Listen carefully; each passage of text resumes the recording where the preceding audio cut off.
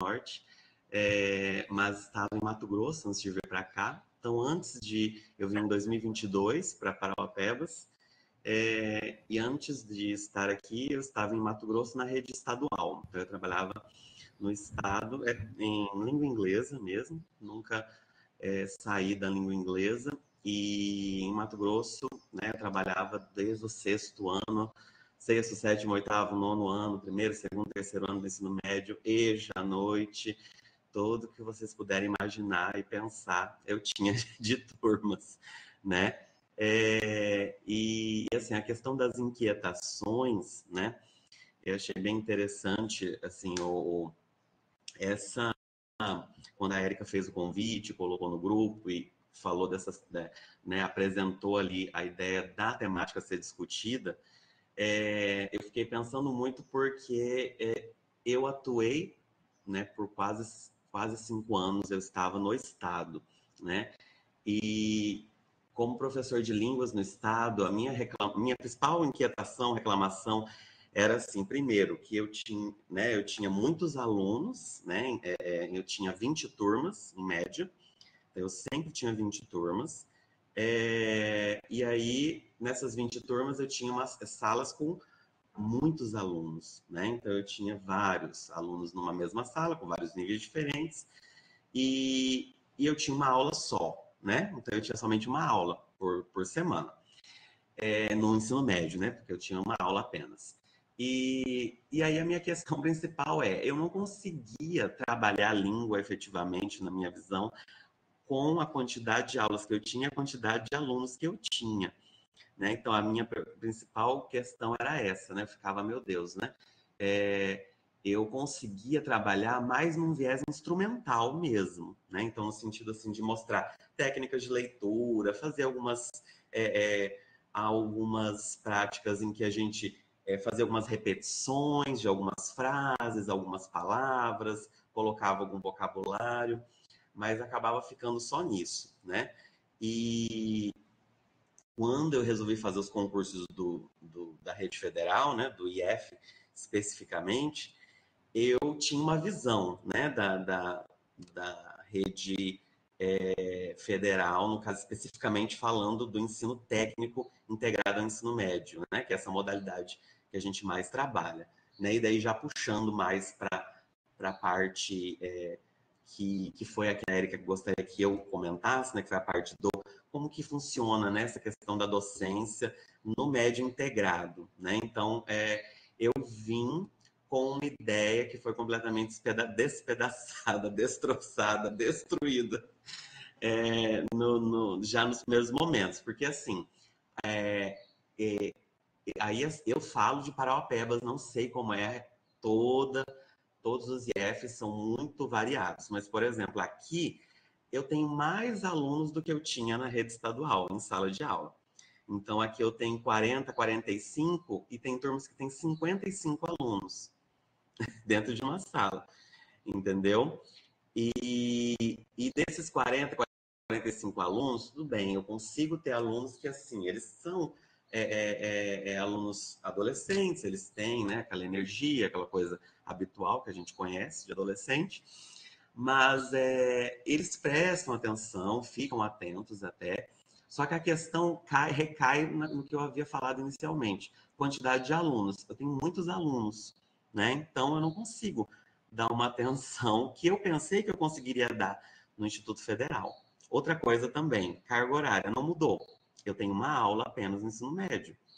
Então, eu me vi, na verdade, bem sincero com vocês todos aqui, eu me vi numa situação pior do que no estado, né? Então, assim, eu digo do estado de Mato Grosso, né? Eu não sei a realidade do estado do Pará, na rede estadual aqui, mas em Mato Grosso eu tinha um ambiente mais favorável até, se eu fosse analisar para trabalho, porque eu tinha menos alunos. Outra coisa que me chocou muito, só que isso é uma questão que já me falaram que é da rede federal como um todo, alunos, quando eu tenho alunos com necessidades específicas, um aluno com TDAH ou igual nós temos uns casos aqui no campus de alunos com deficiência intelectual, né, de vários níveis, né, com a DI. Então, por exemplo, especificamente o aluno com deficiência intelectual. Eu tinha no estado alunos, né, tanto com deficiência intelectual, como níveis altos ali, níveis mais elevados de autismo, e eu tinha em sala uma pessoa que me auxiliava, né, em sala de aula. Eu tinha essa figura de sala que estava ali comigo fazendo esse auxílio, e eu tinha também as pessoas na que a gente chamava lá de sala de recursos, né? Então a gente tinha um profissional que ficava apenas na sala de recursos, né? Ele era lotado para trabalhar ali no auxílio, ajudar no planejamento de aula, etc.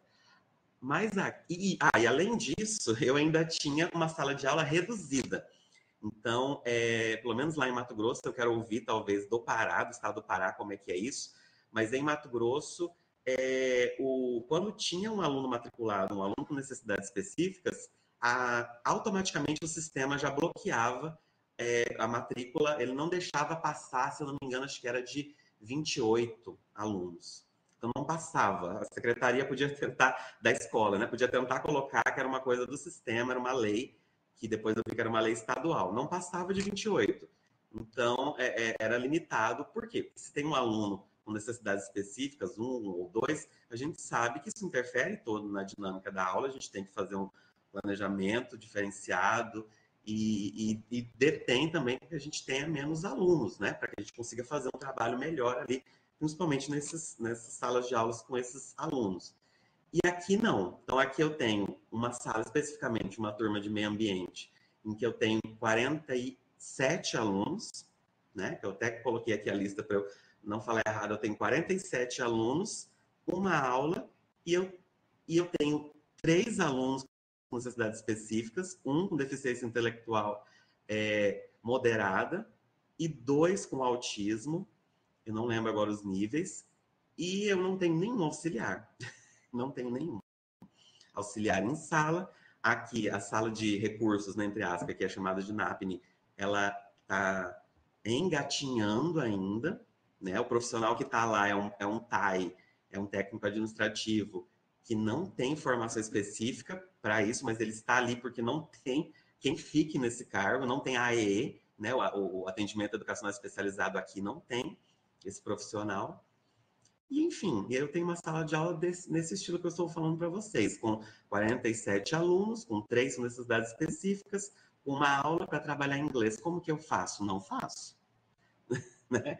Simplesmente assim, eu vou, sei lá, tentando, porque quando eu vou dar atenção para esses 3 alunos, eu perco a sala toda, que é muita gente. Então, essa é a situação que eu estou pintando para vocês aqui, da onde eu vivo, que se alguém me contasse quando eu estava no estado, eu ia falar, não, pelo amor de Deus, não é possível que vocês no Instituto Federal não vão ter, né? Vai ser outra coisa. E aí eu falo, não, minha filha, o negócio aqui é isso aí mesmo, tá?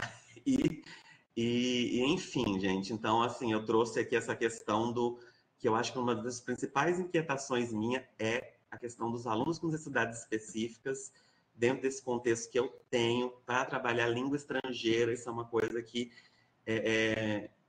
eu não sei o que fazer. Não sei mesmo.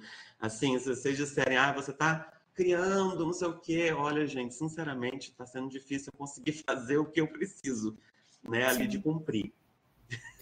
Sim, a gente às vezes tem essa questão de pensar que em determinadas instituições coisas surreais não vão ocorrer. Né? A gente vê isso, enfim, eu falo do meu lugar também. Né? Alguém quer comentar entre os colegas que estão presentes aqui para conversar? Oi, tudo bem? Eu estou com problema para ligar a câmera. Poderia falar só porque eu também sou da rede municipal de Parauapebas. Então, meu nome é Laís, eu sou professora da rede municipal de Parauapebas. E prazer, professor Gabriel. Olá. Atualmente eu não estou em sala de aula, mas eu sempre acompanho o que está acontecendo na rede municipal, porque eu vou voltar, né? Eu estou de licença atualmente. Então, além do que você já disse, Gabriel, sobre as questões de quantidade de turmas e tal, então, no ensino médio está tendo uma aula, né, que você disse. Na rede municipal, nós temos 2 aulas de 50 minutos, só que a gente tem um agravante, para que pelo menos é um agravante, que é o horário do intermediário, né, que a gente chama de horário da fome ainda. Por quê? Pela quantidade de alunos que tem e as poucas escolas disponíveis, que inclusive o Estado usa as escolas do município, não tem suficientes escolas do Estado. E aí, sobre a quantidade de turmas da educação inclusiva, recentemente, antes tinha uma quantidade X, que era reduzida de alunos, que essa redução era em torno de 30, quando tinha um aluno com alguma deficiência, alguma necessidade educacional especial, eram 30 alunos, só que agora, acho que foi no início do ano, eles mudaram, e mesmo quando tem um aluno, eles não reduzem mais. Então, a gente realmente tem alguns alunos, tem a pessoa para acompanhar o estudante, mas não há mais essa redução, que também prejudica o trabalho, né? Porque a gente sabe que é uma demanda grande que a gente tem, porque a gente não quer deixar o aluno lá, a inclusão de verdade não acontece só em deixar o aluno lá na sala de aula. Tem que pensar atividades, pensar práticas, né? Então, eu só queria compartilhar um pouco também da rede municipal, do que eu estou acompanhando um pouco de longe agora, porque eu estou de licença para o doutorado, mas eu estou sempre acompanhando. É só isso. Obrigada. Laís, obrigada pela participação. Você quer comentar, Gabriel? Fica à vontade. Não, é assim, muito bom, né? Eu não sabia que tínhamos uma colega aqui de Paraopebas, mas assim, né, eu falei assim bastante, né? Apontei ali as várias inquietações, já trouxe tudo, né? Já falei tudo e, né? Mas é assim mesmo. Já falei logo, vou falar logo tudo que eu tenho para falar logo. Aí depois eu vou ouvindo para ver quem mais vai trazendo, mas assim, eu quero só, né, ouvir. Eu estou curioso para saber, assim, particularmente, de como é o estado do Pará, a SEDUC Pará, assim, isso é uma curiosidade minha, porque eu não conheço, na verdade, né, professores da rede estadual, então eu tenho essa curiosidade muito grande. Aqui a gente. Sim, passa a bola para o Wellington e para a Raíssa. Eu acho que a Raíssa queria comentar, né? Oi, boa tarde. Prazer, Gabriel. Eu sou a professora Raíssa, eu sou professora de língua inglesa do Estado, daqui. Trabalho na escola Dr. Justo Sherman, no bairro da Pedreira. E acho que foi transmissão de pensamento. O que eu ia falar hoje era uma outra coisa. Só que, por grande coincidência, hoje aconteceram várias coisas lá na escola e batem muito com o que tu falaste. Então, eu vou primeiro esclarecer algumas coisas para ti. Aqui no Estado, nós, professores do ensino médio de língua inglesa, nós só temos uma aula agora, que foi uma nova resolução, né? Antes a gente tinha 2 tempos, pelo novo ensino médio, caiu para 1 tempo. E o ensino fundamental, que até o 9º, nós ainda temos 2 tempos de aula, tá? Em relação à lotação de turma, a SEDUC, ela matricula até 45 alunos dentro da sala. Então, por exemplo, a minha escola, a minha é ótimo, né? Na escola que eu trabalho, ela tem mais ou menos 1.800 alunos, tá? E lá na escola, todas as nossas turmas, elas são lotadíssimas. Então, temos turmas de 40, de 38, mas já tem um tempo que a gente não consegue alcançar, por exemplo, o máximo, né? Até porque a gente tenta ao máximo diminuir na sala pela própria estrutura, que às vezes fica, entendeu, uma situação caótica na sala, né? Muito calor, enfim. Em relação à educação especial, vou te contar aqui para todo mundo assim, uma história, é bom abrir, que é uma inquietação hoje que me perturbou muito. Lá no Justo Sherman, nós não somos polo de educação especial, né? Aqui no estado, nós temos escolas polo. A gente tem escola voltada para pessoas com deficiência visual, com deficiência auditiva, com transtornos diversos, mas o Justo, ele é uma escola de educação básica regular, né? Não é cadastrada como polo. Mas dentro das escolas, nós temos os espaços do AEE, né? Que é o atendimento especializado. Os nossos professores que estão no AE, são professores que fizeram concurso à parte para a educação especial, estão lá para dar esse suporte. Só que nós não temos um professor itinerante dentro das salas acompanhando os nossos alunos com necessidades especiais. Nós tínhamos há 15 anos atrás, nós tínhamos, entendeu? Então, e era muito escasso, porque todo mundo com uma demanda muito grande, e eu não dava conta, né? Não abraçava tudo isso. A realidade da escola que eu trabalho agora, eu estava olhando a lista, que por coincidência eu bati foto hoje, nós estamos com 30 alunos no total matriculados na escola com necessidades especiais. Desses 30, na minha lista, 22 alunos são autistas, de leve a severo. Né? Então, nós não temos, por exemplo, nenhum aluno com deficiência visual nem auditiva. São alunos em hiperdotação, enfim. A minha sala, por exemplo, de ensino médio com 40 alunos, eu tenho 6 alunos autistas na minha sala. E eu não tenho ninguém para me acompanhar, absolutamente ninguém. E considera aí nesses 6 que, por exemplo, desses 6, 3, as famílias não assumem, não abraçam e não aceitam e não querem que esse aluno seja acompanhado no contraturno, pelos professores especialistas. A gente ainda luta contra isso, né? Então, por exemplo, hoje eu tive um problema muito grave lá na escola, porque eu tenho uma turma de terceiro ano do ensino médio, em que nessa turma do terceiro ano eu tenho um aluno autista severo e eu tenho um aluno com paralisia. E aí, esses 2 alunos, eles são alunos que eu consigo, né? Eu tenho especialização em educação especial, inclusive me especializei em 2013 por essa necessidade, e depois foi passando, e não, né? Agora eu estou resgatando. E aí eu consigo fazer algumas atividades e tudo mais. Só que hoje, os 2 não estavam bem, nem um pouco. E isso tudo eu tenho que lidar sozinha dentro da sala, né? Eu me considero até uma professora que eu consigo sentar e conversar com os meus alunos, eu tenho essa sensibilidade, mas infelizmente eu tenho dentro da minha escola muitos colegas que não dão a mínima, E esse não dão a mínima, às vezes age com bastante ignorância com os alunos, e isso reflete na turma inteira, e isso joga até para a gente que não está no meio, sabe? E aí eu tive que parar a aula e chorar junto, acho que eu fiquei uns 15 minutos chorando na sala, com todo mundo. Eu, inclusive, vou começar a chorar de novo. Porque é uma revolta muito grande da gente ver o descaso dentro da secretaria, o descaso também, talvez, eu não vou apontar, mas pode ser o cansaço do meu colega por tempo de serviço, pode ser que o meu colega não esteja num dia legal, pode ser, nem todo mundo está no dia legal para dar aula, né? Mas como é que eles recebem, como é que eles sentem? Porque eles estão ali com todos os direitos reservados, né? Por lei, eles precisam estar ali matriculados e tudo mais.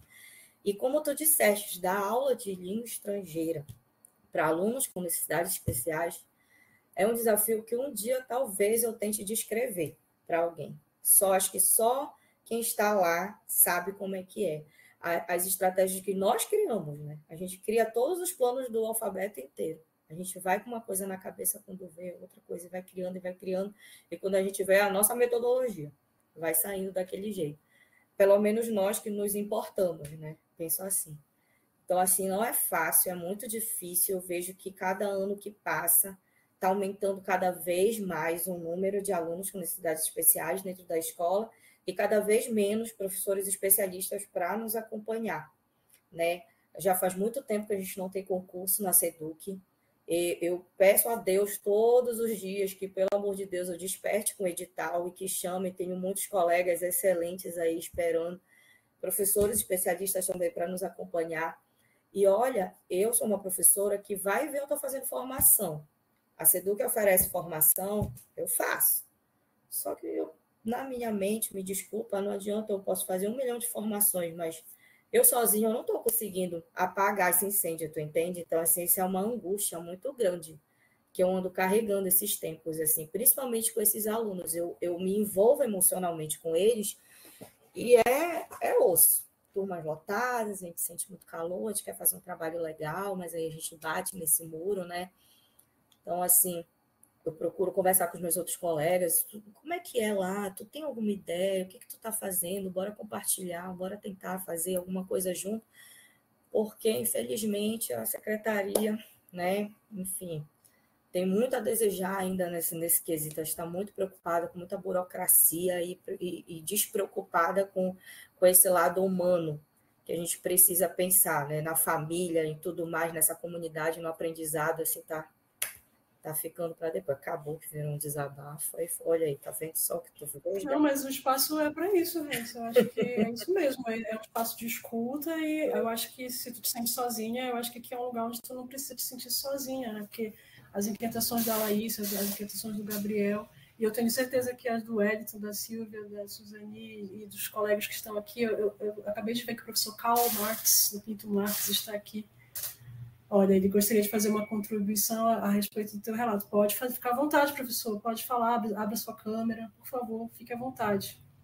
Professor de inglês da rede, tá, gente, daqui da SEDUC do Pará, que trabalha com alguns estagiários lá da UEL. Seja bem-vindo.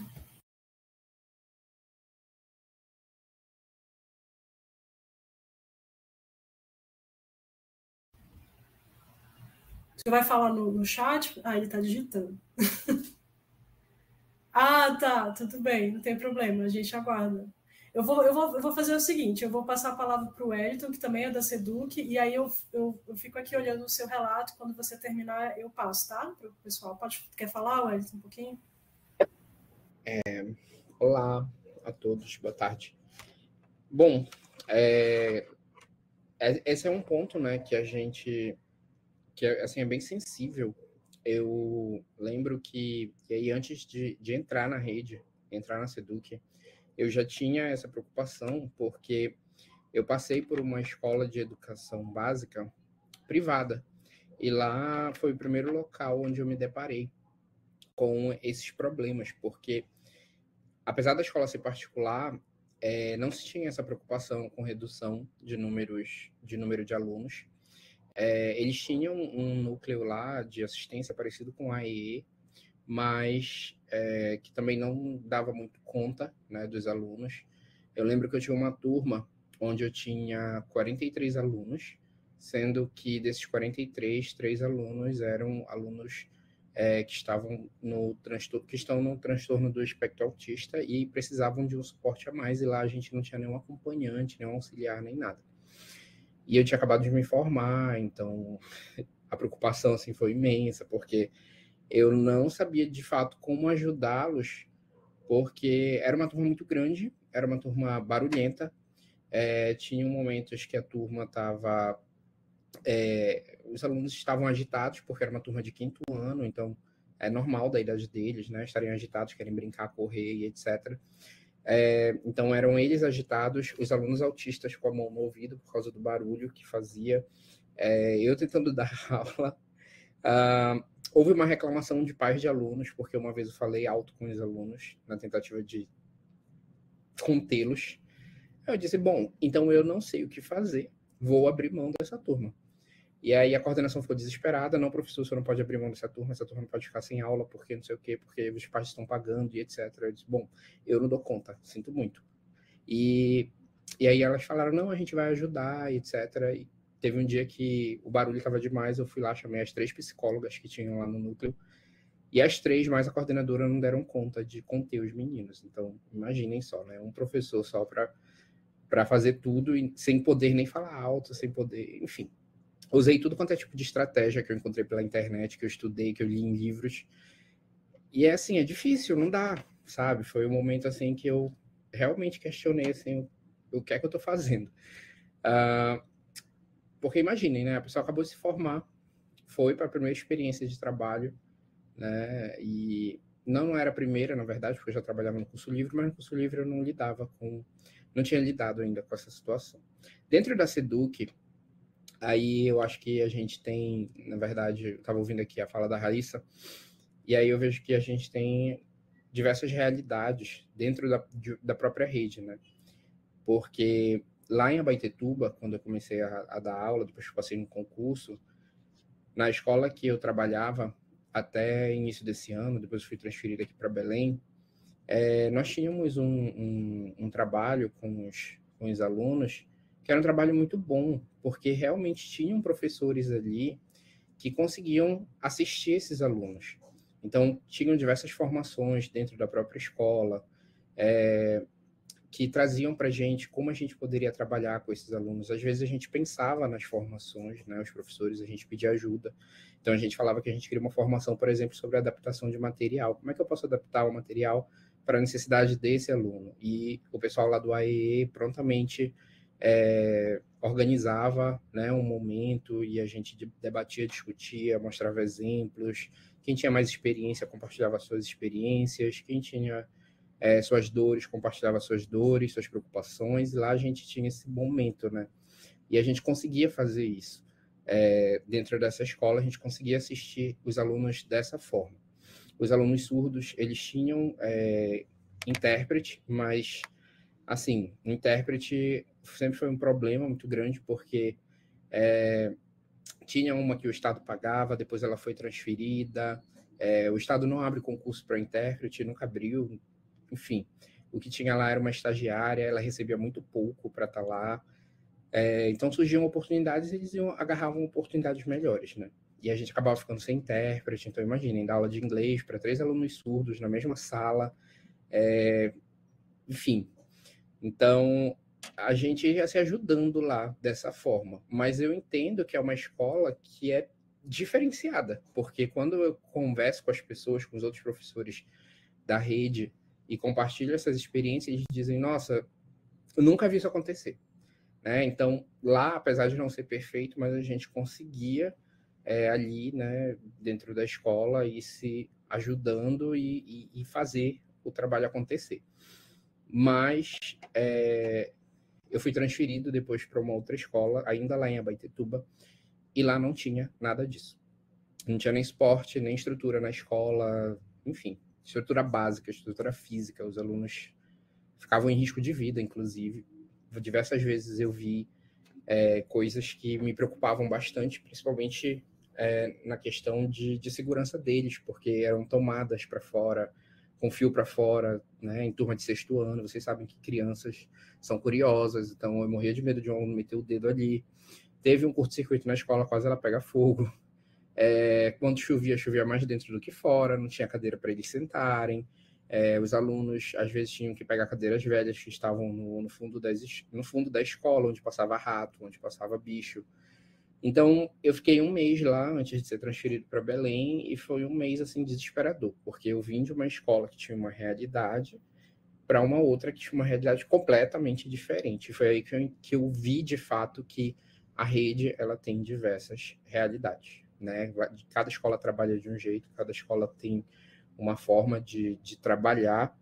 Algumas têm mais suporte do que outras, e é isso. Às vezes a gente dá a sorte de estar numa escola que é assim, né, que dá esse suporte para a gente, mas muitas vezes a gente acaba chegando nessas escolas que não tem estrutura nenhuma. E, infelizmente, a realidade maior é essa, é a falta de estrutura.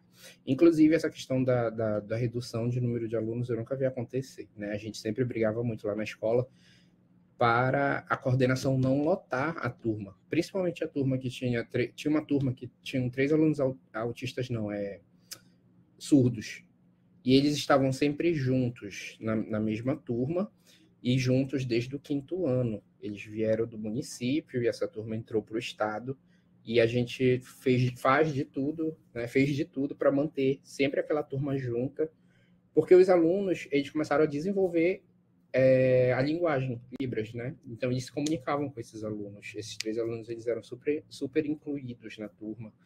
Então, para não atrapalhar, a gente sempre deixava eles ali juntinhos. E era uma preocupação nossa fazer isso para que esses alunos, né, pudessem caminhar juntos, né? A gente percebia que dava certo o trabalho, e eles ajudavam a gente até na hora da aula, porque eu falo pouquinhas coisas de Libras. Às vezes não tinha intérprete, mas tinha um coleguinha lá do lado que sabia falar. Então eu ia lá e disse, o que é que ela está perguntando? Aí a colega respondia. Então os próprios alunos ajudavam a gente nesse processo, né? E é isso, são as muitas realidades que a gente precisa lidar, né? A gente brigava por diminuição de turma, mas não tem como. O Estado ele vai colocando ali o quanto ele quer dentro da sala de aula e a gente tem que lidar, né? Joga uma obrigação e a gente tem que tentar dar conta, mas é muito difícil mesmo. Em muitos momentos a gente se pega assim, né? Como a Raíssa teve essa experiência hoje, onde a gente realmente chora junto com os alunos. Sim, eu concordo que dentro de um cenário, né, seja ele da educação básica ou do ensino superior, existem várias realidades. E aí, antes de eu passar a palavra para o professor Marx, eu visitei a escola onde ele trabalha, né, aqui na cidade de Belém, ali no Pinto Marx. É uma escola, a gente pode dizer que é central, né? Eu acho, não sei se é só as do corredor da Almirante Barroso que são consideradas, mas acredito que não. Isso, corredor. Aí, então, é engraçado, vou compartilhar com vocês o que os meus estagiários falaram quando eu entrei na sala. Professora, aqui tudo é perfeito. Aí eu fiquei feliz de escutar, mas eu sei que não é assim em todos os lugares. Então, por favor, professor Marcos, pode falar, comentar o que você quiser, fica à vontade. Boa tarde a todos. Nesse primeiro momento eu ia ficar só como ouvinte, mas aí como tocou num assunto aí que meu lugar de fala, para quem não sabe, sou o professor Karl Marx Santos, sou professor lá da escola Pinto Marx, sou professor neurotípico, autista nível 1, descobri isso 2 anos atrás. Então, para mim, houve uma virada de chave, né, na minha vida, um plot twist, porque a partir daí eu fui fazer uma especialização e, coincidentemente, a escola Pinto Marx, que era uma escola que ela tem, como a Raíssa falou, que ela já trabalhou lá, ela conhece essa questão da atenção aos alunos que são especiais. E lá nessa escola que eu fui identificado por alguns professores que trabalhavam lá, eles viram que eu tinha o comportamento, né? Algumas ações que me acabavam colocando dentro desse conjunto sintomático. E então, para mim, foi muito esclarecedor em algumas coisas, porque eu vi daqui o relato de cada um de vocês. Se eu estou nessa escola hoje, é porque eu também já fui por toda a Belém, não tenho por todo o Pará, já fui por toda a Belém, já trabalhei desde uma escola que não tinha nem água, eu trabalhei numa escola no bairro do Maré, que eu enchia 2 garrafas de água, eu levava para os alunos para eles poderem tomar água, nem água potável eu tinha.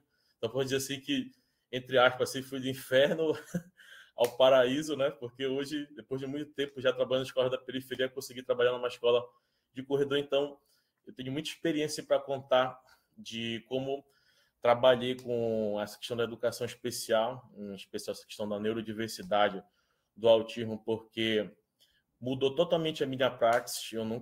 O tema é muito, eu achei muito conveniente falar sobre praxeologia, porque é exatamente quando muda a minha praxis que eu fui aprender a fazer uma prova adaptada, e eu nunca tinha feito na minha vida, não sabia nem por onde ia, como é que fazia uma prova adaptada para autista, né? E aí foi muito do que a professora Raíssa falou, você tem que ter essa questão da formação humana integral do Freire, do Paulo Freire, para você poder trabalhar essa questão do ser humano mesmo, do sentimento, de saber como se envolver com isso. Porque, infelizmente, Raíssa, não é nem só a questão dos professores do regular, mas tem muita gente também que faz concurso para a área da educação especial, que também são os mercenários da educação especial. Infelizmente, a gente pensa que é só da área do regular, mas também tem gente que faz concurso especial só visando os 50%, que é para ganhar em cima. Então, são poucos os professores que trabalham nessa área também que têm essa sensibilidade, né? Eu também estou finalizando uma pós nessa área, que eu pretendo trabalhar nesse sentido. Então, gente, o mundo da neurodiversidade é assim, cada autismo, um autista diferente. Então, é só no dia a dia mesmo. Você vai ver que tem autistas que têm mais hipersensibilidades, autistas que têm mais hipossensibilidade, que são mais carinhosos. Os autistas que eles têm aquela rotina que você não pode quebrar. A regra número 1 para o autista você nunca pode quebrar uma regra, entendeu? Então, essa vivência que me trouxe nessa escola, ela foi muito enriquecedora no sentido de saber e olhar e identificar por cada detalhe. dizer que quando um amigo meu que ele estava me explicando que você verifica quando uma pessoa que trabalha na área de segurança pública, você identifica quando um agente está paisana, né, está vestido ali. E depois que comecei a trabalhar nisso, eu não estou falando aqui de história de pescador, não estou mentindo, mas eu já identifiquei 2 estagiários, não os teus, tá, Érica? Passaram. Eu já identifiquei 2 estagiários autistas também que foram trabalhar comigo, eles fizeram a avaliação neuropsicológica, depois me relataram. Então a gente acaba se tornando não um expert, mas pela experiência a gente acaba tendo essa expertise na área, até mesmo um TDAH, né? Questão do TOD. Então há essa projeção da OMS que até em 2035 haverá pelo menos uma pessoa autista que estará ligada no seu ciclo de amizade, no seu ciclo, quer seja sanguíneo, ciclo de amizade. E o que eu percebo é que esse número, ele, por mais que a SEDUC ela tente fechar os olhos, ela tente não pensar de que isso pode ser, digamos, tapado sal assim com a peneira, isso vai chegar uma hora que ela não vai conseguir mais. Porque tem muito, só no Pinto Marques, por exemplo, vocês terem uma ideia, no turno da tarde, você tem assim, uma sala cheia só de autistas, assim, tipo, 30 alunos matriculados, todos autistas, você tem assim, entendeu? Porque ela, como eles sabem que a escola ela tem essa referência nesse atendimento, então a grande parte da família vai matricular tudo para lá. Tem isso também que a Raíssa falou, que é a questão da negação, o luto eterno, das famílias não aceitarem que os filhos eles têm a neurotipicidade, então eles não aceitam isso.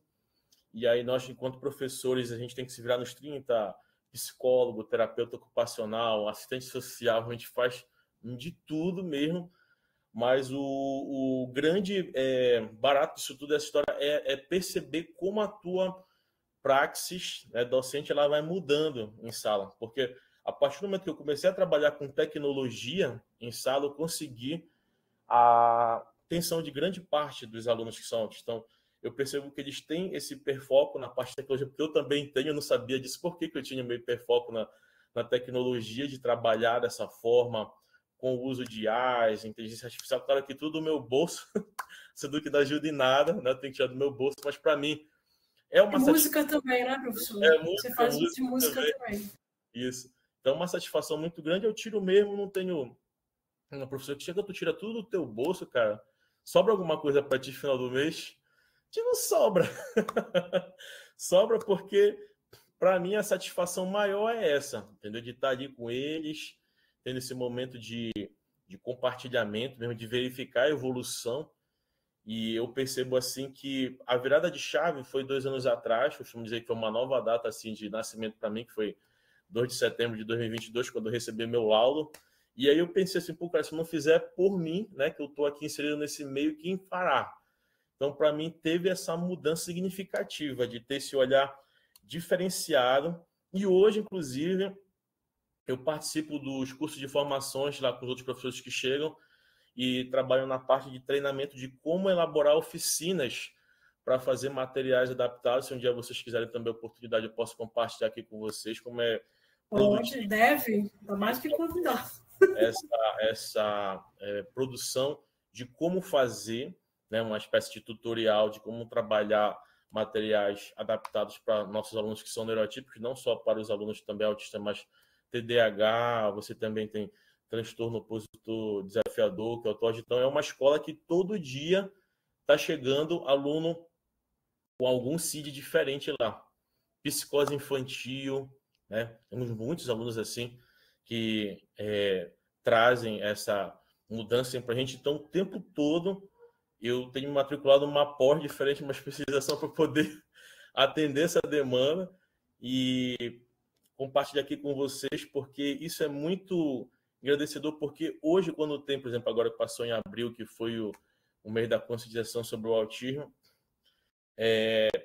eu digo até que eu sou, hoje me considero até como um ativista, porque eu vou para a sala mesmo e vou falar sobre o assunto, e quando tem alguma situação de conflito, eu vou para o gerenciamento de crise, vou influenciar. Então, eu acho muito importante ter essas representatividades, porque quando você tem de uma pessoa que é o lugar de fala, ela é respeitada. Eu percebi que há esse respeito, né? Os alunos, inclusive, eles vão lá perguntar como é que faz, assim, assim, assim. É normal, não tem nenhum texto de LED aqui escrito que você é autista, né? Mas é o dia a dia, é você vivenciando que você vai perceber, né? Cada um deles. Então, essa experiência que eu estou compartilhando aqui com vocês é que no dia que vocês se sentirem, colegas, inquietas das inquietações que a Érica colocou aí, vocês podem acionar lá no grupo. Não sei se eu já estou no grupo, a Érica, no grupo de pesquisa, não sei como é que faz. Vou te colocar no WhatsApp. Tenho muito material para compartilhar com vocês, de experiência mesmo, vivenciando mesmo o chão da escola mesmo, dos projetos que são voltados, não é aquela coisa muito abstrata, teórica, não é aquela coisa se aprender fazendo. E no dia que vocês quiserem também, eu posso, né, se a Érica me permitir aqui também, trazer, né, algumas fotos, algumas imagens, alguns registros de como tem sido feito esse trabalho, como a Érica falou também, de música, musicoterapia, eles gostam muito. Então, é interessante esse grupo hoje, para mim, é muito importante, muito agradecedor, porque falaste no início da live sobre a professora de Altamira, a Cleide, ela mudou totalmente a minha prática docente. Teacher Cleide, grande. Fiz o curso dela, fiz o curso do iTeach, e eu conversei com ela esse fim de semana, já estamos programando para ela vir aqui em junho. E aí eu pedi autorização para ela também para compartilhar o material que ela tinha passado da SEDUC com os estagiários da Érica. Eles estão gostando muito, eu acabei me tornando um discípulo da Cleide. E aí é isso, gente. É muito legal assim, essa experiência de compartilhamento, porque eu aprendi, mudei muito. Acho que deu um giro assim, de 360 graus, assim, formidável, graças ao relato de experiência de vocês, que só tenho a agradecer. Imagina, Max. Eu quero destacar... Não falo muito aqui, tá bom? Não, a gente te agradece muito pelo teu relato, e eu quero destacar que, assim, eu pretendo deixar o estágio supervisionado de inglês lá no Pinto Marques por muitos anos, viu? Enquanto estiveres lá, pelo menos, foi uma das escolas mais acolhedoras. A Suzane sabe do que eu estou falando, porque o estágio supervisionado é uma disciplina complicada para a gente, não é tão fácil. Então, assim, é muito interessante, é muito legal, dá um quentinho no coração quando a gente encontra profissionais na rede, como o professor Max, como a professora Raíssa, e o professor Wellington, que não está agora atuando, né, mas assim, diretamente em sala. Mas a gente precisa dessa parceria, porque não tem como a gente falar de prática docente ou de aspectos teórico-metodológicos que seja, sem a gente passar pelo chão da sala de aula numa licenciatura, né, de línguas. A gente conversava isso mais cedo também. As coisas elas andam juntas, não tem como separar.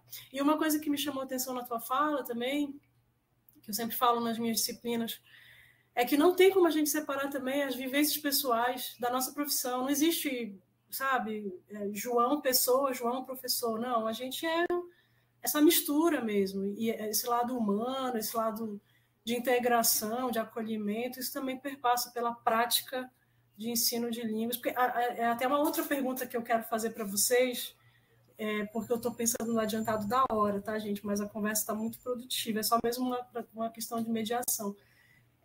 Aí eu vou abrir para a Silvia e para a Suzane, e os colegas também podem comentar.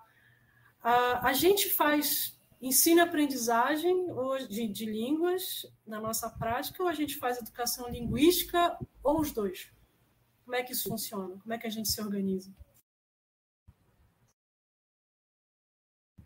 Oi, boa noite. Vou começar aqui um pouquinho com vocês. Apesar do novo questionamento, né, da professora Érica, eu quero voltar um pouquinho lá atrás e avançar depois um pouquinho para a educação linguística, né? Primeiro, eu acho muito oportuno esse momento de nós conversarmos, né, sobre vivências que nos inspiram, que nos motivam, mas também que nos inquietam, né? E quando nos inquietam, nos tiram do chão, né? E aí a gente passa a pensar em várias possibilidades de atuação. E aí eu acho que essa conversa inicial aqui que nós tivemos, e muito importante, cai assim sobre eu, sobre Silvia e sobre Érica, né? No sentido de nos tirar realmente do chão, porque nós estamos na formação de professores que vão atuar na educação básica, onde Gabriel está no momento, onde o Wellington está, onde Raíssa está, né? E eu vou dizer a vocês que eu já tenho compartilhado com a nossa colega Sueli, que eu acho que está aqui, e com a Érica também, a inquietação no sentido de nós não termos hoje, dentro da nossa proposta pedagógica, do curso de letras português, aí eu falo que meu lugar aqui é no português, nós não temos nenhum componente curricular hoje que trate dessas questões que vocês estão trazendo para a gente. Eu fui abordada, sou professora de estágio, sou professora de linguística aplicada, de atividades práticas de docência, de pesquisa em linguística, e gosto do estágio porque eu gosto de pensar essa praxis. Eu acho que teoria não existe sem prática e prática não existe sem teoria. Eu não vejo como a gente dividir. Eu vejo dentro da nossa estrutura curricular ainda as disciplinas divididas lá, teoria e prática, 60 horas para teoria, 40 horas para a prática. Eu não consigo fazer essa diferença, essa dicotomia que a estrutura curricular ainda apresenta. Então, sou professora de estágio de linguística, de pesquisa em linguística, e tento sempre, na medida do possível, levar os alunos a alguma atividade que pense esse chão da escola, que pense em programações, em atividades, em eventos, em ações que possam pensar sobre o que está acontecendo na escola. Este ano eu estive numa escola, em algumas escolas, mas em uma escola específica aqui de Belém. Essa escola me colocou, uma escola, quando eu falo escola específica, uma escola de centro também,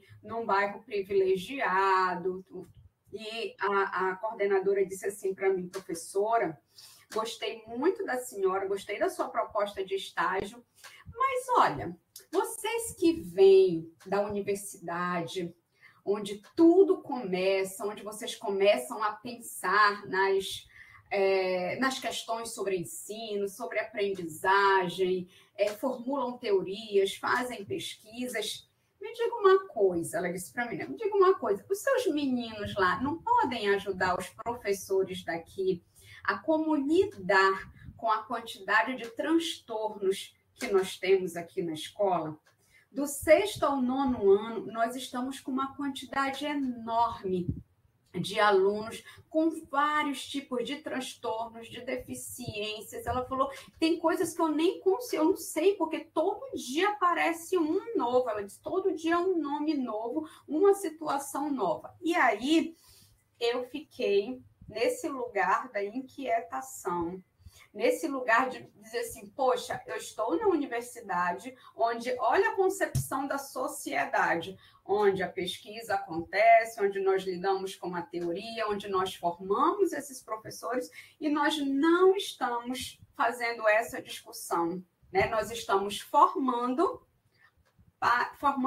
profissionais, professores que não estão dando conta de lidar com a situação e que não é culpa do Gabriel, não é culpa da Raíssa, Não é culpa do professor da educação básica, mas também não é a culpa tão somente da universidade, mas nós precisamos fazer a nossa meia-culpa, nós precisamos nos movimentar, nós precisamos discutir internamente o que nós precisamos urgentemente fazer para lidar com essa situação presente na educação básica.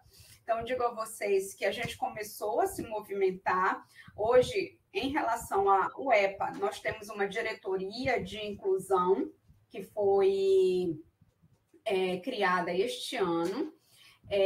Nós já conversamos com a diretora para a gente verificar a possibilidade de nós fazermos algumas formações para os professores, para alunos do curso de letras e para a gente mesmo, nós professores, de como nós podemos atuar, né, e enfrentar o enfrentamento dessas situações, enquanto nós não conseguimos fazer uma mudança na própria estrutura curricular do curso, já que isso é urgente, né?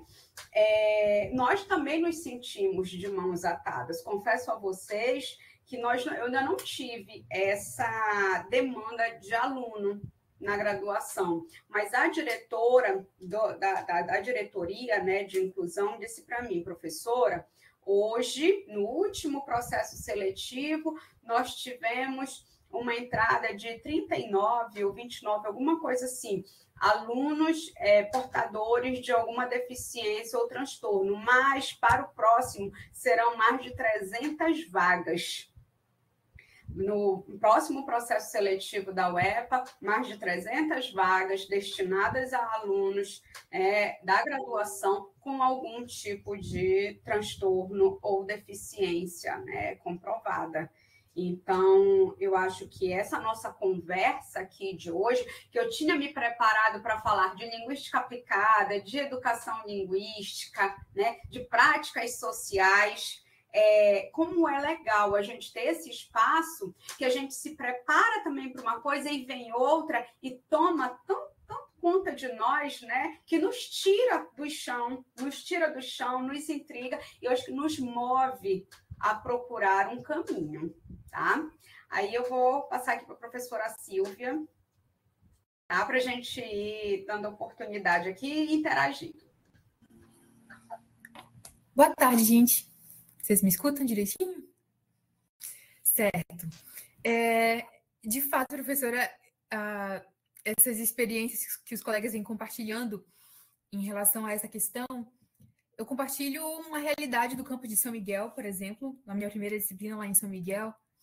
Esse ano nós temos uma aluna com baixa visão, mas eu não posso dizer que eu passei por essa realidade que vocês compartilham aqui, pelo fato de que ela é uma aluna muito independente, muito autônoma. No primeiro dia que a gente entra na sala, ela conversa e diz o que ela precisa, como ela precisa. A gente sempre discute isso lá no campus mesmo, uma realidade que é interessante e é apenas ela nessa turma, né? Então, ela tem toda essa autonomia, é muito engajada, enfim. Eu também trouxe algumas reflexões e inquietações também para compartilhar com vocês. Eu sinto que, de certa forma, são um pouco mais específicas, mas vocês com certeza vão ter também como dar uma palavra de ajuda, enfim, de direcionamento nesse sentido. Eu sempre me apresento professora de São Miguel do Guamá e, como a professora Érica até brincou no começo, ela nunca sabe onde eu estou, hoje eu já estou em Redenção. Mas por que eu estou partindo daqui? Durante a minha trajetória, não só na docência, mas até quando eu era estudante mesmo, aluna, eu sempre tive esse impacto. Eu sou de Belém, né? Mas eu tive esse impacto a partir da 5ª série. De começa o ano letivo em Belém e muda para uma cidade do Marajó. Começa outro ano letivo em Belém, muda e volta, muda e volta. Essa é a minha trajetória, até que eu formei a graduação mesmo no campus da Ilha do Marajó, da UFPA, enfim. Essa experiência, sabe? De ficar transitando ali, vem para a capital e vai para uma realidade diferente, sempre uma cidade diferente. E isso, durante a minha trajetória, despertou uma certa sensibilidade mesmo em mim como pessoa, e depois da academia, isso se tornou algo muito crítico em relação ao ensino, quando eu me formei professora, né? E aí eu estou nesse contexto de lecionar disciplinas, em grande parte inglês instrumental, para alunos de diferentes cursos, de diferentes cidades. E é assim, passa um tempo, é muito rápido, você vai e volta, e você está conhecendo novos alunos ao mesmo tempo. E onde eu quero chegar? Eu tenho percebido uma necessidade muito forte em relação ao contexto social do aluno, que eu percebia quando eu trabalhava em comunidade quilombola, mas na época eu vi algo mais relacionado com a questão linguística mesmo, né? Como trabalhar o inglês de maneira que se engaje ali no contexto linguístico daquele aluno, para que desperte o interesse, enfim, que seja um ensino dinâmico e significativo para o aluno. Mas agora, nessa nova experiência no ensino superior, eu tenho observado também algumas questões que são mais sociais e não envolvem tanto assim a língua. O próprio acesso do aluno à escola é um deles. Né? A gente tem aquele horário de aula, por exemplo, mas tem aluno que não tem como chegar. E recentemente passei por uma experiência de alunos muito engajados, mas assim, precisa faltar um dia e conversa e avisa, mas eu confesso que eu fiquei em uma saia justa de como lidar, porque também é uma responsabilidade muito grande, como que você vai e coloca presença, né? Então, eu até conversei com eles, gente, vocês não têm como uma possibilidade assim de reunir, porque eles todos utilizavam um transporte de uma outra instituição. Então, à medida que essa instituição não funciona ou não tem aula, eles não têm como chegar à universidade, né?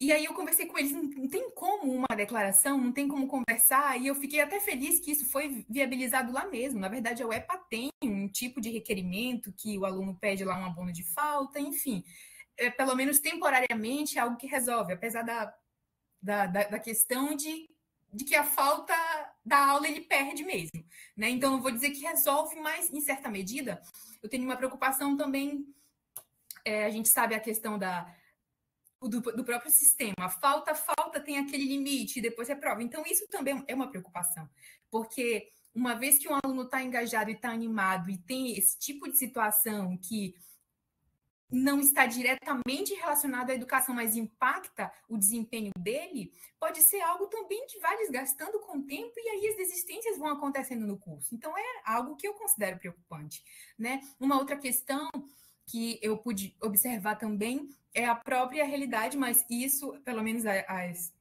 os campi que eu tenho trabalhado, eles sempre têm um laboratório de informática ali funcionando, o que ajuda muito também, porque você pede um seminário, um trabalho, muitos alunos não têm recursos, então esse espaço na universidade, essa possibilidade para eles, para que eles trabalhem lá, e aí sob a nossa orientação também é muito importante, porque senão implica. E eu estou passando rápido porque tem um ponto que é o que mais me incomoda, que mais me inquieta, que eu quero chegar com vocês, é a própria disciplina, né? Eu chego para lecionar inglês instrumental em cursos que não são alunos de letras em inglês, então, assim, o que eu mais escuto é aquilo, eu não sei nada de inglês, eu estudei na escola só verbo to be, não aprendi, a gente estava até em um encontro sexta-feira, isso foi muito debatido e falado de fato, tem essa questão, essa realidade que o aluno pensa que não sabe nada, né? Não tenho bagagem nenhuma, eu não sei inglês, eu não entendo, então às vezes eu não gosto, e por outro lado, eu tenho observado, e eu gostaria de ouvir se vocês percebem isso em algum aspecto também, que mesmo eles tendo esse discurso do eu não sei, e enfim, tanto faz o inglês, mas eles também têm como se fosse assim um olharzinho de prestígio.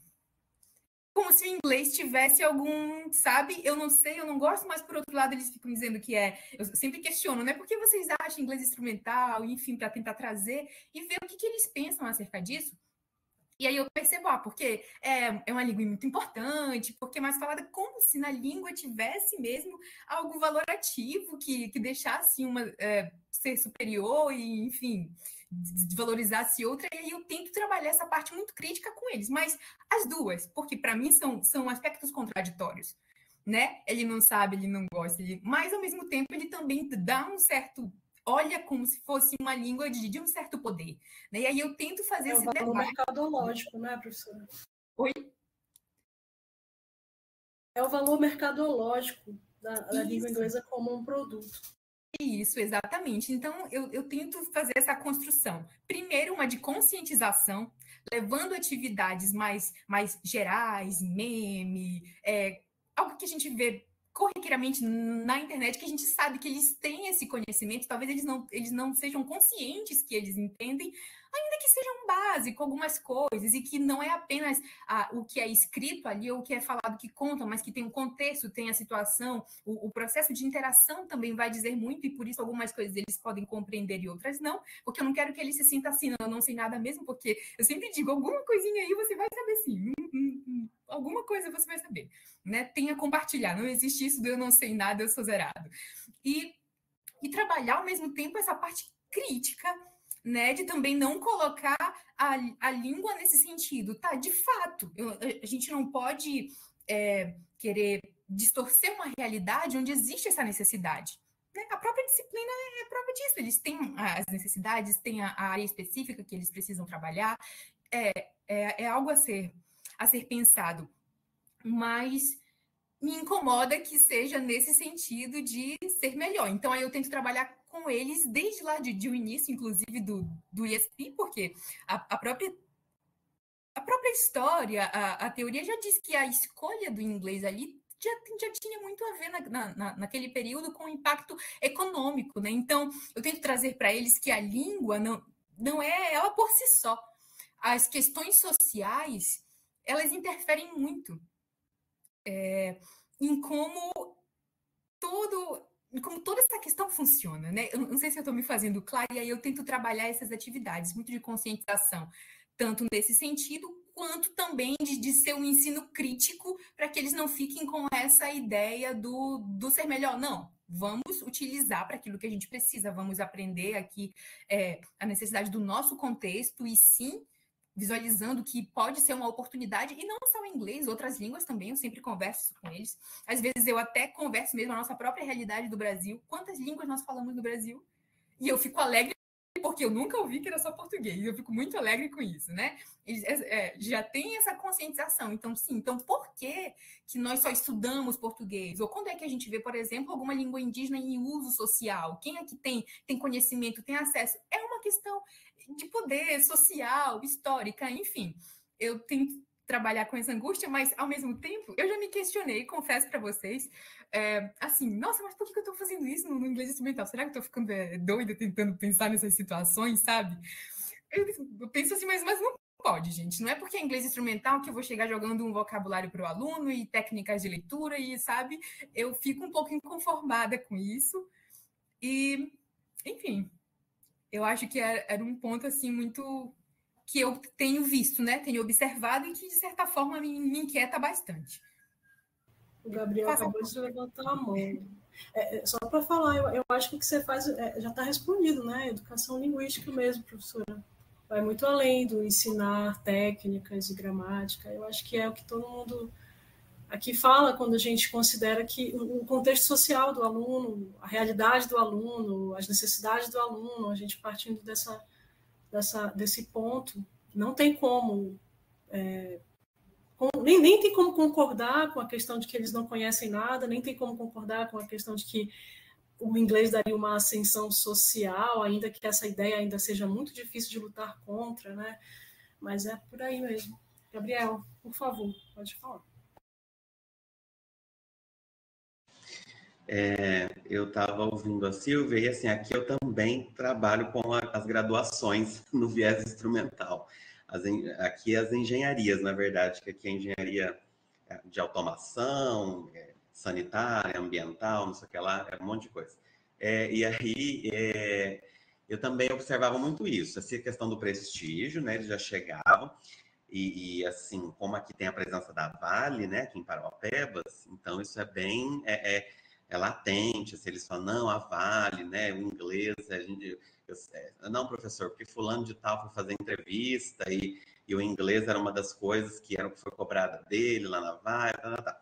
E aí, só que assim, de primeira essa fala que você disse de, eu não sei nada, ou não sei o quê, e era bem assim, adultos, né, que eu ficava, às vezes até falava, gente, vocês estão igual as crianças do médio, falando as mesmas coisas. Aí eles davam risada, né? Eu falava, porque outra coisa também é essa questão que eu achei interessante eles terem uma noção também de pureza linguística, no sentido assim, chegava assim, não, professor, porque assim, eu não sei falar muito bem, minha pronúncia é ruim, porque minha pronúncia não é muito americanizada, né?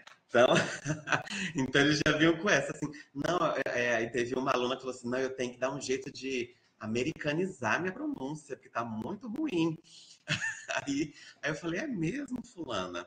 Mas como assim? Mas aí a gente, então, assim, aquele medo de falar, porque achava que a pronúncia não estava no padrão, né? Eu falei, que padrão, né? Aí eu fui trazendo áudios e coisas de indianos falando, de australianos falando, sei lá, do conceito, assim, claro, eles são alunos da engenharia, então não dá para, né, também se eu for entrar muito assim, foge um pouco, mas eu trouxe assim um pouco dessa noção do inglês, do world English, né?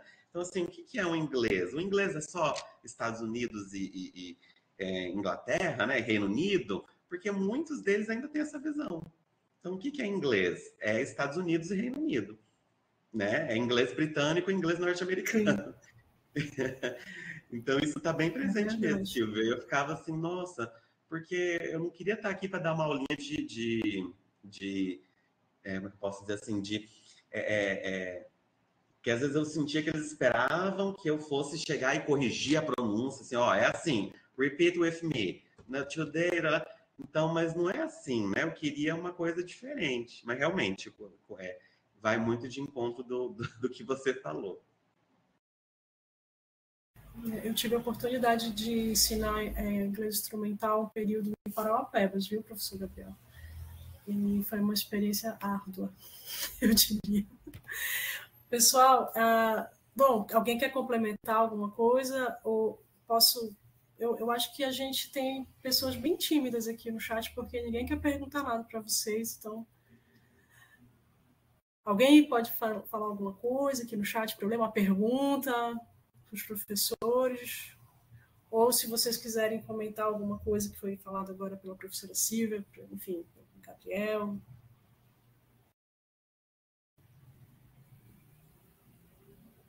Nada?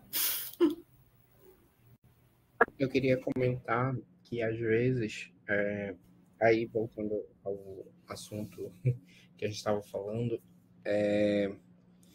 que, às vezes, as barreiras na escola, elas também não são só a questão estrutural e a falta, né, de profissionais adequados, mas, às vezes, a gente encontra barreiras também com os profissionais que estão dentro da própria escola, porque eu já vi situação assim envolvendo coordenação, né? Que a coordenação, ao invés de ajudar, ela, na verdade, ela atrapalhava todo o trabalho que a gente queria fazer com os alunos que precisavam dessa assistência. Então, os alunos surdos, por exemplo, que eu tinha, e aí eu acho que isso também é uma falta dessa questão crítica, de conhecimento crítico da linguagem, de pensar a linguagem de forma crítica. Eu tinha 3 alunos surdos, eles estavam sendo alfabetizados ainda em português, eles já estavam no ensino médio, mas eles ainda estavam sendo alfabetizados. Eles estavam sendo alfabetizados também na linguagem de sinais, e a língua inglesa era a terceira língua, né? Então, quando eu montava material para trabalhar com eles, eu trazia um material que envolvia as 3 línguas, tanto português, quanto inglês, quanto a linguagem de sinais, mesmo eu não sabendo, mas eu tinha uma apostila que uma amiga minha, professora de Libras, me deu, e aí eu ia tirando as imagens de lá, ia montando, ia fazendo atividade de vocabulário, de estrutura, de sentenças e tudo mais, para ajudar nesse processo deles, né? Porque eles estavam sendo alfabetizados ainda nas 2 primeiras línguas, ainda tinha mais uma terceira que eles tinham que cumprir. E eu lembro que eu fui chamado pela coordenação da escola. A coordenadora me chamou para dizer que eu tinha que trabalhar com textos com eles, em língua inglesa. Que eu não podia ficar só trabalhando vocabulário e estrutura de sentenças, que eu tinha que trazer textos para eles fazerem interpretação, que eu tinha que fazer isso porque eles iam fazer Enem e eu tinha que preparar eles para o Enem. E aí eu fiquei assim, né? Eu tentei explicar para ela o que é que eu estava fazendo. Eu disse, bom, não adianta eu trazer um monte de texto e empurrar para eles, porque eles não vão conseguir interpretar, porque eles não sabem ler, gente. Eles não sabem, eles têm dificuldade para ler em português, eles estão sendo alfabetizados em português, eles estão sendo alfabetizados ainda na linguagem de sinais. Aí tem a língua inglesa, então não é só eu entregar a apostila com texto para eles interpretarem, eu preciso trabalhar a linguagem, eu preciso desenvolver a linguagem neles, eu preciso desenvolver a língua. E ela não parece que não entrava na cabeça dela, ela fazia o mínimo de esforço para entender o que eu estava falando. E eu fiquei lá horas e horas com ela, conversando e mostrando. Eu disse assim, bom, o que eu posso fazer é trazer assim, olha, uma apostila com, sei lá, alguma coisa tentando para te ler depois, porque só falar não está adiantando. E ela insistindo no fato de que eu tinha que trazer textos e mais textos para eles fazerem interpretação, porque eles iam fazer Enem. Enfim, assim, é bem complicado e aí desmotivador, porque eu estava fazendo um trabalho muito legal com eles, eu estava adorando. Inclusive, a professora de Libras que estava com eles adorava o material, porque ela conseguia trabalhar com eles muito bem, assisti-los muito bem. E a coordenadora insistia que eu tinha que trabalhar texto e que eu tinha que trabalhar a voz passiva, que eu tinha que trabalhar discurso indireto, que eu tinha que trabalhar... Eu disse, mas não é assim, preste atenção, esses alunos precisam de assistência, né? Isso não é inclusão, eu vou chegar lá e vou dar um assunto, como é que é... Enfim, então, a gente encontra esses profissionais também no nosso caminho, que ao invés de ajudar, eles mais nos atrapalham e desmotivam, porque às vezes a gente está fazendo um trabalho muito bacana com os alunos e aí vem a coordenação com questão burocrática e acaba dificultando o que deveria não ser tão difícil. Eu acho que o que o Wellington traz para a gente, né, revela a dissonância nas formações, né? Penso, Érica, Silvia, né, e os demais aqui, que a gente precisa cada vez mais trabalhar essa perspectiva da educação linguística, mas não só nas licenciaturas em línguas, né? Mas a gente precisa levar essa discussão do social, do cultural, do político, do ideológico, presentes nos vários tipos de linguagem que nos permeiam hoje para todos os cursos de licenciatura, né? E para os demais cursos também. Acho que nós, de língua portuguesa, o pessoal do inglês também, os professores de inglês que estão com inglês instrumental, e quase todos os cursos, né, do ensino superior têm o inglês instrumental, e português instrumental, ou produção de gêneros acadêmicos, ou redação científica, qualquer que seja aí a nomenclatura das disciplinas, nós acabamos permeando, nós das línguas, né, permeando pelos vários cursos de graduação. Acho que a gente precisa desenvolver cada vez mais essa perspectiva da educação linguística, da educação como um entrelugar onde a gente tem possibilidade de transformar as informações em conhecimentos, os conhecimentos que levam em consideração os aspectos culturais, sociais, ideológicos, políticos, e que isso só é possível de acontecer na educação por meio da linguagem. Né? A linguagem é o objeto que a gente tem para trabalhar essas questões nos vários cursos, nos vários espaços educativos nos quais nós estamos inseridos. Né? Acho que isso a gente precisa difundir cada vez mais. Por isso, essas discussões aqui, esses espaços, são importantes. Né? Sim, exatamente. Eu tenho um monte tinha Camila e Thaís, estavam digitando aqui a Suzane, eu não sei se elas querem falar. Aqui a Suzane mandou uma pergunta, eu acho que é um comentário. O que vocês, professores, sentem ao ver que enfrentam dificuldades tão semelhantes em relação a alunos neurotípicos, PCD e outros? Alguém pode responder? Vocês conseguem ver o chat, assim como eu? Consegue, né?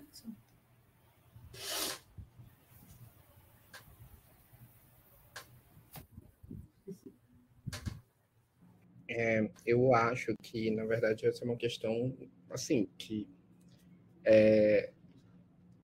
pelo que a gente viu aqui discutindo, e eu acho que a gente consegue perceber isso também conversando com os colegas, né, que são amigos, que são professores, que é algo que a gente precisa continuar discutindo e problematizando, porque calado a gente não vai vencer, né? E a gente precisa que as secretarias, né, a gente precisa de leis, né, que nesse âmbito, né, que trabalhem nesse âmbito, que, enfim, deem uma assistência para essas pessoas, porque abre concurso.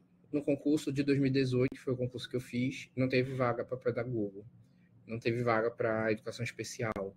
Então, a gente tem uma necessidade muito grande. A gente precisa de profissional, a gente precisa de estrutura dentro da escola, né? A gente precisa discutir sobre a necessidade desses alunos, a gente precisa discutir sobre número de aluno em turmas, né? A gente precisa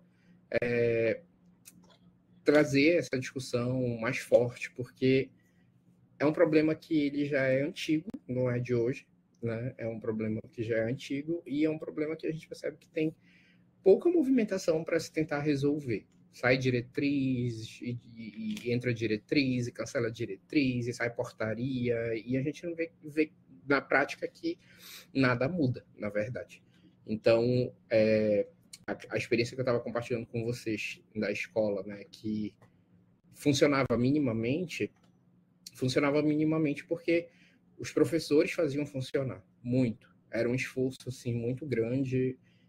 Eu admirava muito o pessoal do AEE, porque eles realmente estavam envolvidos de fato, eles faziam de tudo, todo possível, tudo que tivesse ao alcance para fazer dar certo, e muitas vezes era cansativo e estressante. Várias vezes eu vi professores que trabalhavam no AEE extremamente esgotados, extremamente cansados, enfim, lutando para fazer o mínimo, né? Para fazer o que era possível dentro do que a gente tem de estrutura e de profissional disponível. Mas a realidade é que é muito complicado, né? Na maioria das escolas a gente não tem isso, né? Esses alunos eles são super negligenciados, e aí se cobra do professor, mas só a gente também não dá conta. Enfim, a gente ainda encontra profissionais que não ajudam no caminho, políticas públicas que estão faltando, enfim. Eu fico assim muito chateado e angustiado muitas vezes, porque a gente quer fazer mais, a gente quer mudar a realidade, né? Principalmente quando a gente sai da universidade e entra na escola, a gente vem com um desejo de mudar tudo. Mas a gente acaba ficando decepcionado e frustrado, porque não é tão fácil. As estruturas, né, em todas as instituições, elas são completamente burocráticas e às vezes engessadas, e por mais que você tenha muita boa vontade, você não consegue mudar muito. A não ser, como o professor falou aqui, o Marcos, e vocês também têm falado, no peito e na raça, porque tem que abraçar mesmo. Só para deixar... A Raíssa respondeu ali, mas é a Suzane que perguntou para a gente, ela é aluna de letras em inglês, ela é professora. Ela está trabalhando lá, né, na Usina da Paz com a gente, e eu até pedi para eles comentarem aqui. Nós temos um aluno, o Ítalo, né, que está dentro do espectro, e assim, eu vejo que os alunos, enquanto graduandos, né, estão ali como instrutores, estagiários, que seja, eles têm encarado o desafio com bastante amorosidade, eu diria, sabe, com bastante paciência, assim. Eu não tenho especialização na área, eu não tenho como... Inclusive, uma das minhas preocupações quando perguntei para a gestão, né, da Usina da Paz a gente precisa de alguma assistência específica para o Ítalo, a gente precisa de algum, né, auxiliar, alguma questão. Eu disse, não, pode ficar tranquilo. E ele super se comunica, ele adora. Inclusive, eu fiquei sabendo que ele é escritor de livro, ele já falou que vai levar também para a gente lá e participa das coisas de uma maneira bem legal. E a mãe dele está lá. Isso também ajuda muito, né? A mãe dele está ali, participa, agradece, enfim, colabora, fala com a gente. Então, eu acho que isso é um senso de comunidade mesmo. E falta isso, sabe? Falta isso nas estruturas, em todas elas, eu acho. Bom, tem uma pergunta, eu acho que é um TCC da Thaís aqui, ela já me enviou por aqui. Boa noite, sou aluna da UEPA. Estou no último ano. A minha turma teve a oportunidade, antes da greve, de elaborar uma aula de inglês para alunos surdos. Então, a professora convidou colegas surdos de outros cursos para esse momento. Todo mundo ficou desesperado, pois tivemos aula de Libras no segundo ano, mas foi algo bem superficial. Eu falei que um dos componentes de letras em inglês acho que na tua época também, né, Wellington? Já tinha Libras? Tinha, né? A gente teve Libras no segundo ano, e no quarto ano a gente teve... Fundamentos da Educação Inclusiva. É o mesmo PPC, o mesmo projeto. Ok, mas a professora disse que ia nos auxiliar nesse momento. Mesmo sem ter certeza, conseguimos fazer e ter essa noção do quão desafiador e delicado essa questão é. Ter o feedback deles, dizendo que nunca entenderam nada nas aulas de inglês, e naquele momento, em uma única aula, eles conseguiram compreender assuntos que durante anos só era jogado para eles, foi muito gratificante.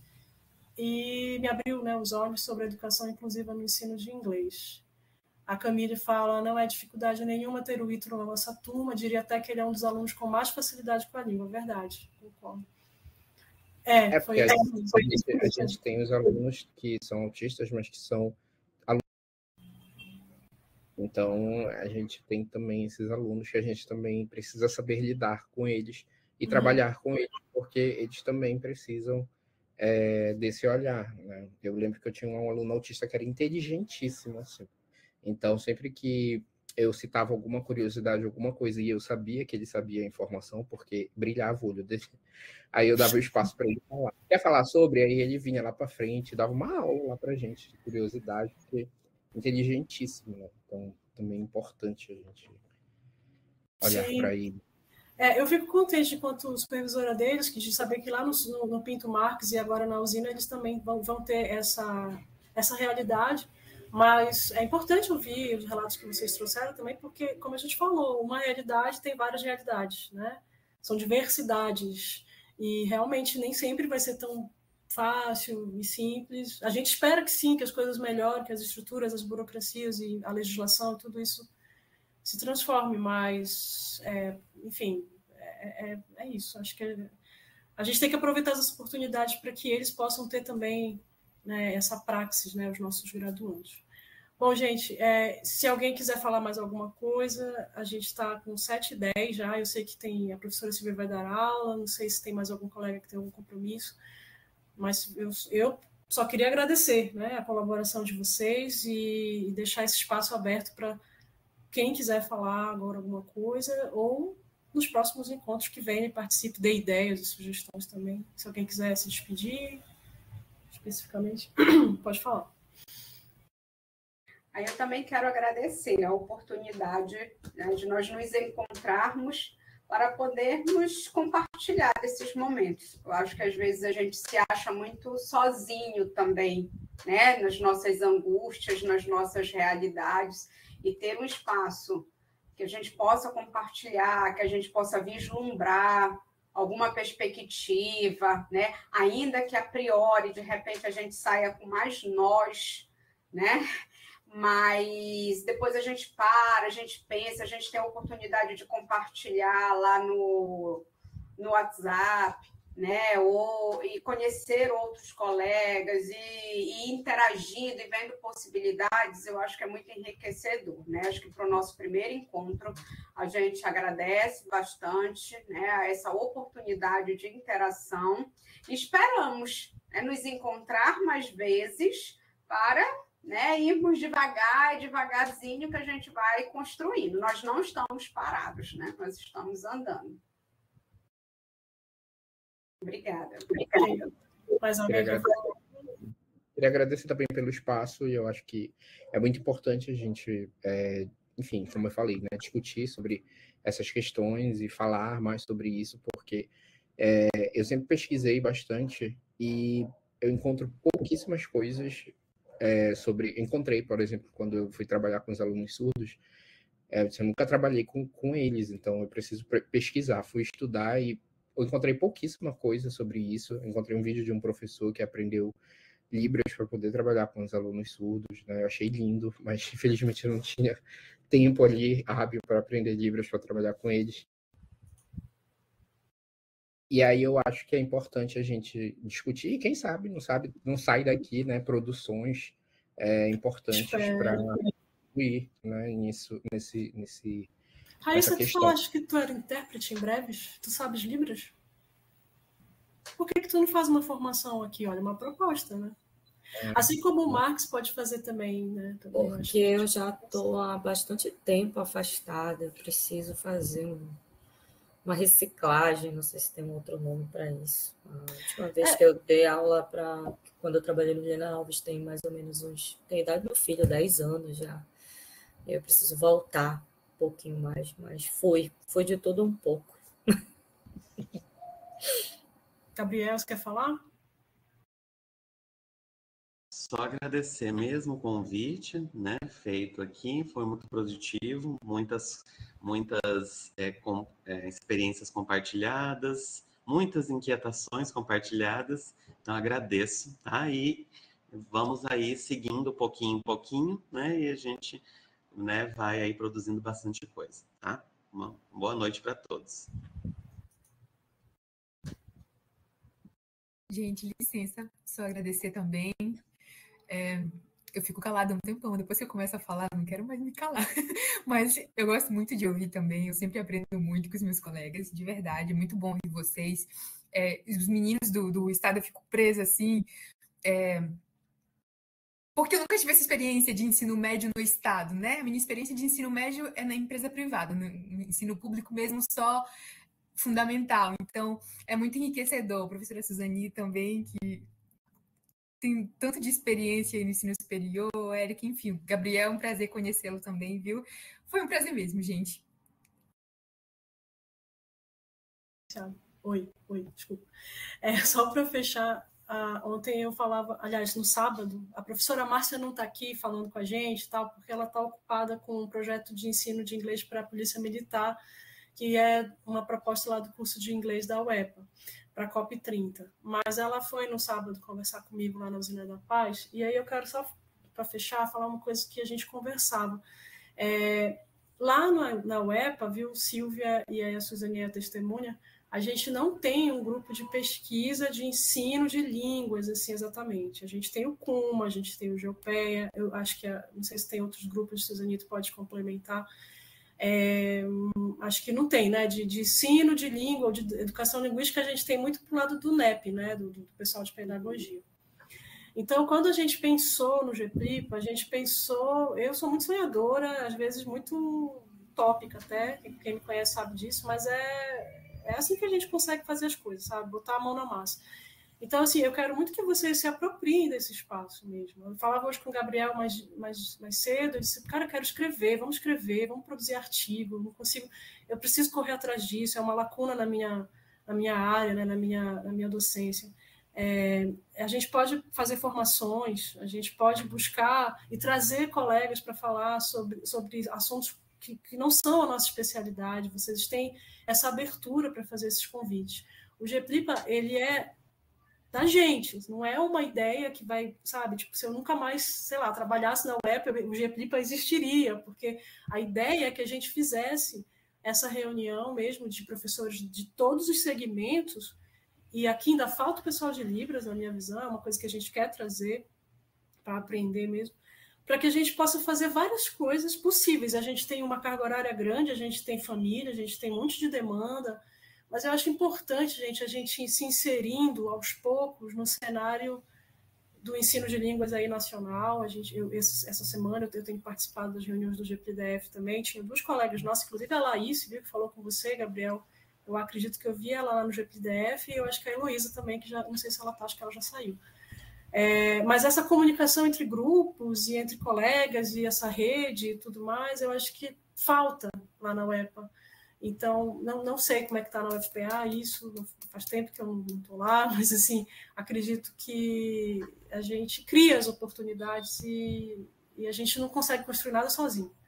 Eu acho que a residência é prova disso, as coisas que a gente está fazendo, tudo que a gente está fazendo, trazendo, e tudo isso tem um significado, tem um objetivo, né? Que é tudo bem para a gente também como docentes, né? Nos inserirmos e tal, mas isso é para o pessoal da graduação que também vai vir, que vai ser professor, que vai para esses espaços aqui das nossas inquietações. Então, assim, por favor, sério, fiquem à vontade para trazer todas as contribuições que vocês puderem, porque o espaço é aberto, tá bom? É isso aí. Então, obrigada. Boa noite. Obrigada por quem participou no chat. E a gente se vê, a gente vai se falando e vai conversando. Tá? Uma boa noite para vocês. Boa noite.